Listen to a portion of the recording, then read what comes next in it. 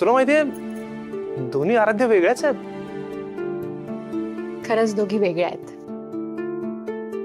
ती आराध्या वेगळी होती आणि मी, कारण तिच्या डोक्यावर ओझं होतं ते गुरुजींनी लांब लांब राहायला सांगितलं होतं त्याचं ना. पण मला एक कळत नाही, तू या सगळ्यावर कधीपासून अवलंबून राहायला लागलीस? सांगते. तू आजारी होतास ना तेव्हा मी कसे कसे दिवस काढले ना माझं मला माहित. त्यामुळे ना आपसुक या गोष्टींवर विश्वास बसायला लागला आणि गोष्टी अशा घडत गेल्या, अनुभव असे आले, त्यामुळे मला फक्त गुरुजींचा शब्द महत्वाचा वाटत होता त्यावेळी. नाही येतंय माझ्या लक्षात, समजू शकतो मी, पण तरी एक प्रश्न आहेच. काय? किती डोक्यावर ओझं असलेली आराध्या खरी आहे? काही जी दिलखुलास हसतीये, आनंदात आहे, ही आराध्या खरी आहे? नाही म्हणजे माझी आराध्या नेमकी कुठली आहे? ही कधी माझ्यापासून लांब लांब पळणारी? तुला जी आवडेल ती. मला तर हीच हवी आहे, जिच्या चेहऱ्यावर हा निखळ आनंद आहे, जी दिलखुलास हसते, जिच्या मनात काही नाहीये, जे मनात आहे ते चेहऱ्यावर आहे. मला तर हीच हवी. तुझीच आहे ती, शेवटच्या श्वासापर्यंत.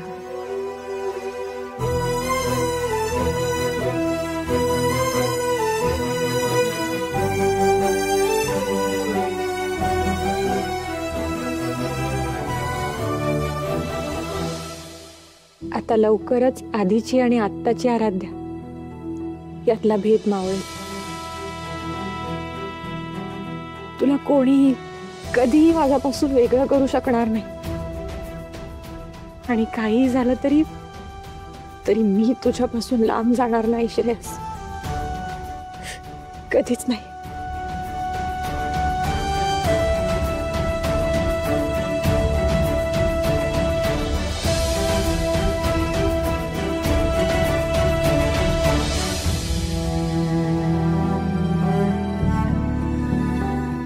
संजय, त्या शर्मानं काल ईमेल केला होता, त्याचा काही रिप्लाय आला का रे? हो भाऊजी, सकाळीच आला, एकदा पाहून घ्या ना.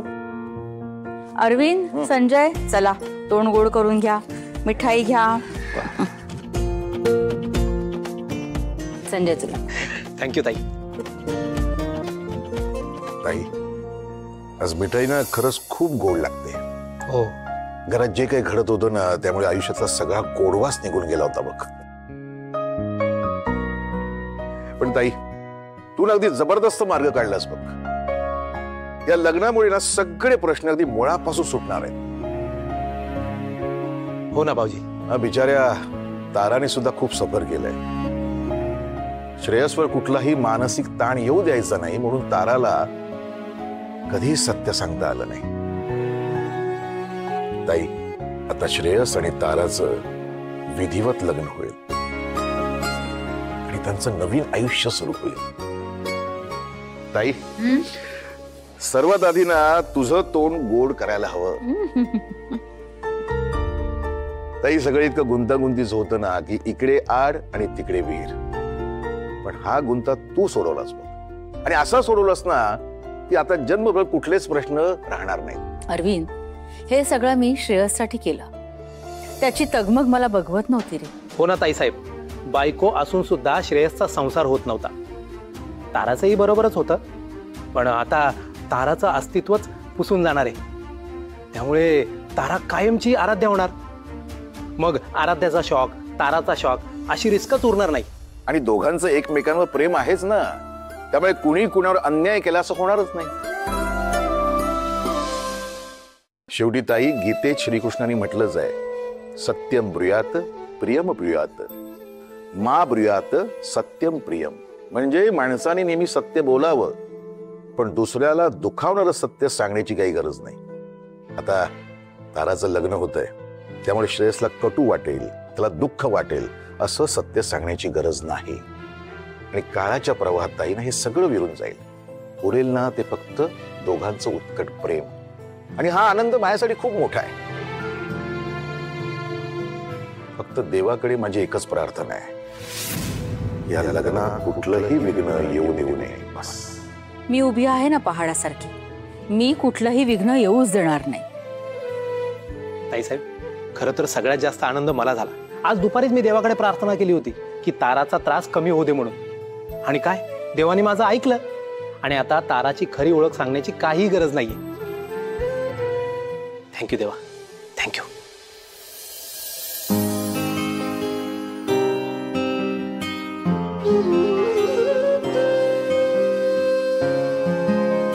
देवा, शेवटी माझी हाक ऐकलीस रे तू. अनपेक्षित दान टाकलंस पदरात, माझं आणि श्रेयसचं लग्न. श्रेयस आणि ताराचं. आता मला माझं सत्य सांगण्यासाठी आणखी बळ मिळालंय. मी सत्य सांगेन आणि मग हे लग्न होईल. उजळ माथ्याने तारा म्हणून प्रेम करीन मी श्रेयसवर. हे लग्न माझ्यासाठी तुझा आशीर्वादच आहे असं समजते मी.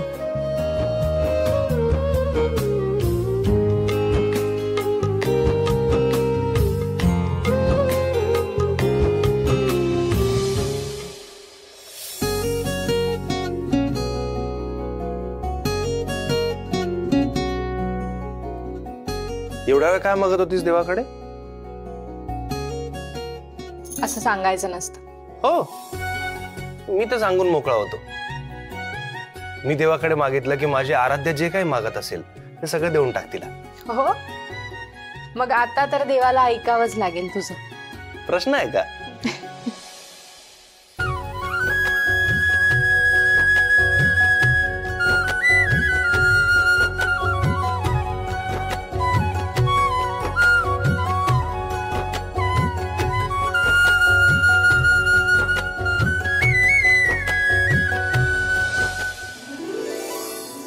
हे काय, देवघरात आहोत आपण.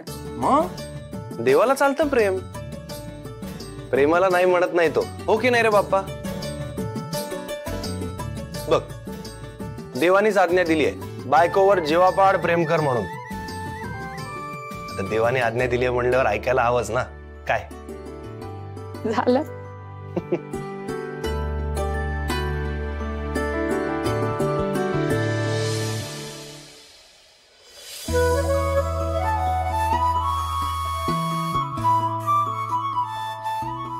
आत्या, अरे आराध्या, काय ग, एवढ्या सकाळी सकाळी कशी काय माझी आठवण काढलीस? सकाळी सकाळी आठवण काढली कारण घ्या आधी प्रसाद घ्या.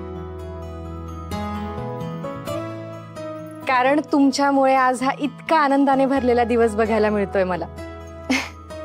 आत्या, तुम्ही तुमचा शब्द खरा केला ना. मी माझ्या लेकाच्या सुखासाठी आणि माझ्या सुनेसाठी काहीही करेन. हे सगळं असं खरंच घडतंय याच्यावर विश्वासच बसत नाहीये माझा. म्हणजे आधीच्या तुम्ही आणि आत्ताच्या तुम्ही यात जमीन आसमानाचा फरक आहे ना. हा, हो, म्हणजे आत्या खूप बदललात तुम्ही, खूप. आधी तुम्ही मला या घरातून कसं बाहेर काढता येतं याचाच विडा उचलला होता. माझा चेहरा सुद्धा बघायचा नव्हता तुम्हाला. किती वाद व्हायचे आपल्यात, सतत वाद. पण आता तुम्ही श्रेयस आणि माझ्यासाठी एखाद्या देवदूतासारख्या बनून आलात. म्हणजे बघा ना, मला श्रेयस पासून काही दिवस दूर राहायचं होतं, पण त्याला न दुखावता त्यात पण तुम्ही माझी मदत केली, माझ्यासाठी धावून आलात. आणि आता तर तुम्ही आयुष्यभरासाठी आमचं नातं जोडतायत. म्हणजे बघा ना, आयुष्य किती बदललंय ना.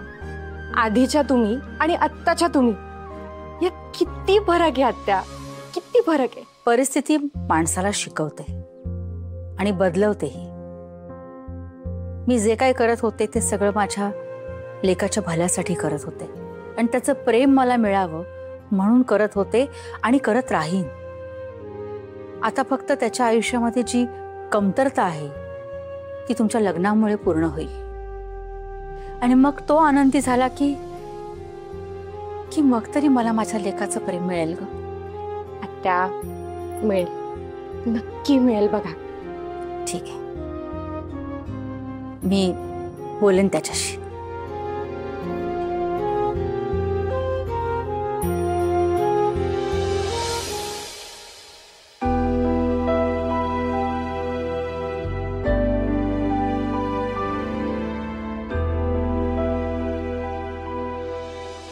श्रेयस, काही काम होतं का? काम?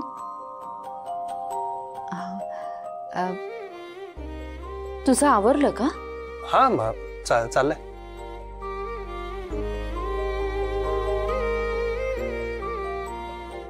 नाही म्हणजे मी योग्यच केलं ना. म्हणजे मला ना तुझी तळमळ दिसत होती रे. आणि माझ्याशिवाय कोण समजून घेणार होतं हे सगळं. मला सगळं दिसत होतं आणि बघवतही नव्हतं. म्हणून मी ना त्या बाबतीमध्ये खूप विचार केला आणि त्या विचारातूनच ना मला हा लग्नाचा मार्ग सुचला. आणि मग गुरुजींना बोलवलं आणि मग बघ ना, त्यामुळे सगळे प्रश्न सुटले. हो गुड. चांगलं झालं तुम्हाला हे सुचलं, ते बरं केलं तुम्ही. बस एवढंच? हा म्हणजे नाही म्हणजे हे सगळं मला सुचलं. मी म्हणजे माझ्यामुळे म्हणजे. हो मग चांगलं केलं. तर आणखीन काय?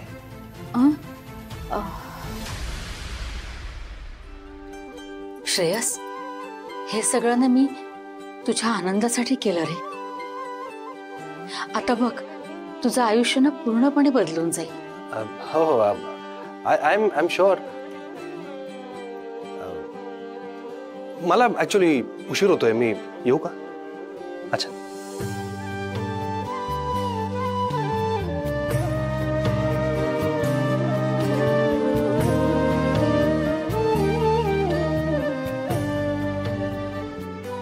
श्रेयस, तुला माझ्या भावनांची काहीच किंमत नाही का रे? संजय, बरोबर आहे तुझं, पण लग्न छोटेखानी जरी करायचं म्हटलं ना तरी त्याची तयारी असतेच ना. ती करावीच लागेल. भाऊजी, मी आहे ना, तुम्ही काही काळजी करू नका. मी कामांची लिस्ट काढतो आणि माणसांना कामाला लावतो. सगळी कामं व्यवस्थित होतील, काही टेन्शन घेऊ नका.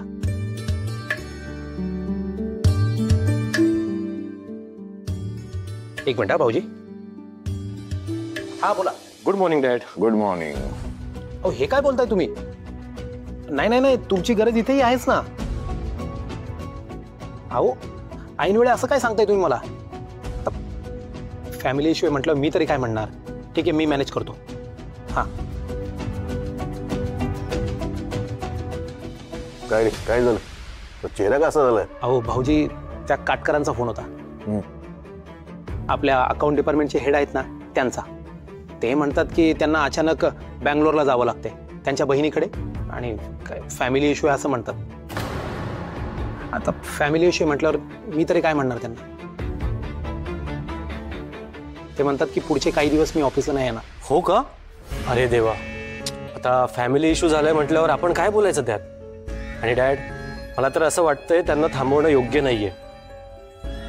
मामा, जाऊ दे त्यांना. अँड यू डोंट वरी, मी आहे ना, मी सांभाळेल अकाउंट्स डिपार्टमेंट. ओके? तेच तर नकोय ना मला. काय? अहो भाऊजी, काय आहे ना की सध्या अकाउंट डिपार्टमेंटला श्रेयसचं लक्ष आहे. आणि खास करून ते 40 लाखांचं प्रकरण झालं ना, त्यामुळे. आणि त्यात आपला हा अकाउंटंट सुट्टीवर चाललाय. मला हे सगळं जरा संशयास्पद वाटते, कारण श्रेयसने त्याला चांगलंच धारेवर धरलं होतं. उत्तरं द्यावी लागू नये म्हणून पळवाट काढतोय असं मला वाटतंय. त्याच्यावर कोणी दबाव आणला नसेल? प्रत्येक गोष्टीत कसला संशय मामा? हवं तर मी बँगलोरला जातो, मी तपास करून येतो, ते खरं बोलतं की खोटं. चालेल? तेव्हाच तुमच्या मनातला संशय जाईल. अक्षय, तुला काही विचारलं आम्ही? तुझ्याबद्दल काही बोललो का? या सगळ्या गोष्टी स्वतःच्या मनाला का लावून घेतोयस? आता मी जर तुला म्हटलं की चोराच्या मनात चांदणं, तर पुन्हा भडकशील. डॅड, काय बोलताय तुम्ही? काय प्रॉब्लेम काय तुझा? अरे आमच्यावर रागवण्यापेक्षा ना त्या 40 लाखाचा छडा लाव ना.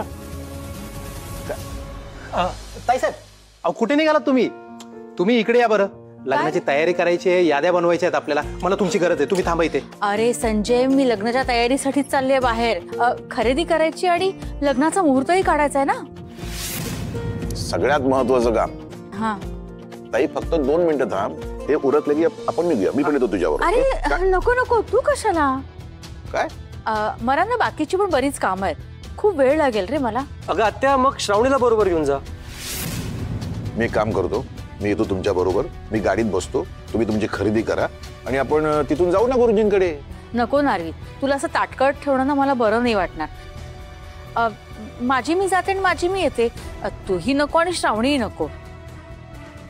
बरं, जाऊन गुरुजींना भेट आणि त्यांना सांग लवकरात लवकर मुहूर्त बघा, लवकरात लवकर आम्हाला तारीख द्या. हो हो. हा. चला येते मी.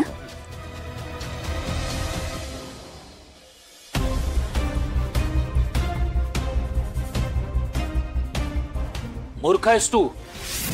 अगं लोकांचा पाय दगडावरती पडतो आणि तू स्वतःच्या पायावर दगड मारून घेतेस.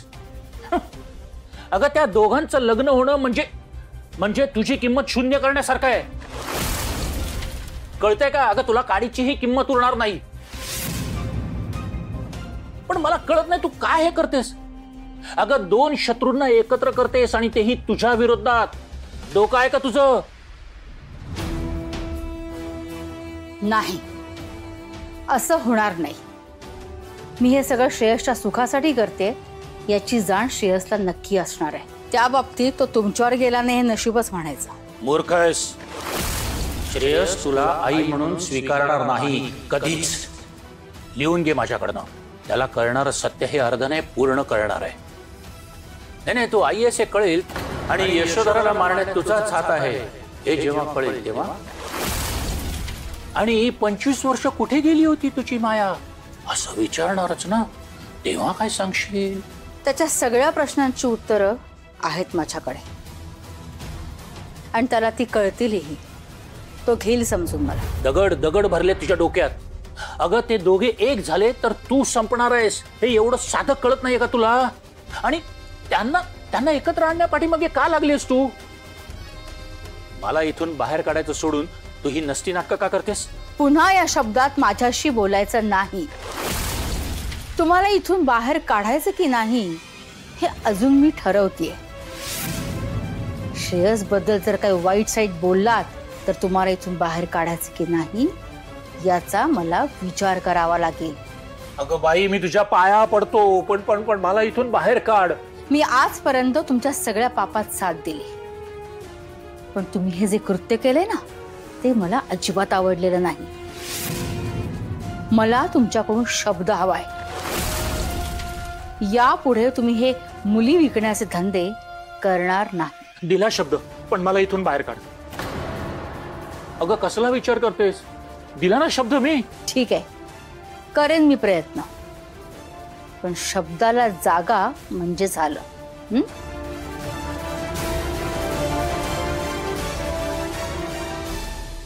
दिलेला शब्द पाळा म्हणजे झालं. नाही पाळला शब्द तर काय करणार आहेस?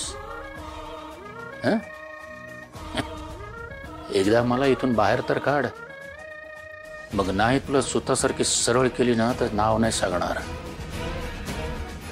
राता राहिला तुझा लाडका श्रेयस आणि तारा. माझ्या या अवस्थेला तेच जबाबदार आहेत. त्यांना याची किंमत मोजावीच लागणार.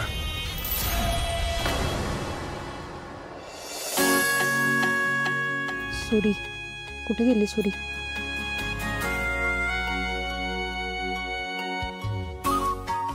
हे काय? ऑफिसला जायचं नाहीये का तुला? इथे काय करतेस? तुझा जा पटकन ऑफिसला पळ, उशीर होईल. जा. जावंसच वाटत नाही ऑफिसला आज. जागरण झालंय ना खूप. जागरण झालं? कालही झोपलोच नाही रात्रभर. का? काय झालं? काय सांगू आता. रात्रभर माझ्या होणाऱ्या बायकोच्या आठवणीत तळमळत होतो. त्यामुळे ऑफिसला जाऊन सुद्धा लक्ष लागेलच की नाही याची काही गॅरंटी नाही ना. लक्षात आहे ना हे बाबा, आत्ताच लग्न ठरलंय आपलं. लक्षात आहे. हो, लक्षात आहे ना माझ्या. मग असं सतत मागे पुढे करणं बरोबर नाही. नाही ते बरोबर आहे, पण काय आहे, माझं आधी सुद्धा एक लग्न झालंय ना, तिच्या मागे पुढे करावं लागतं. आता ती रागवली तर बापरे, तिचा राग कोण सहन करणार? डेंजरस. जुनी आराध्या नाहीये मी, नवीन आराध्या. आणि आत्ताच लग्न ठरलंय ना आपलं, त्यामुळे रीतीप्रमाणे आपण असं लग्नाच्या आधी नाही भेटू शकत. तुला जमेल माझ्यापासून लांब राहायला?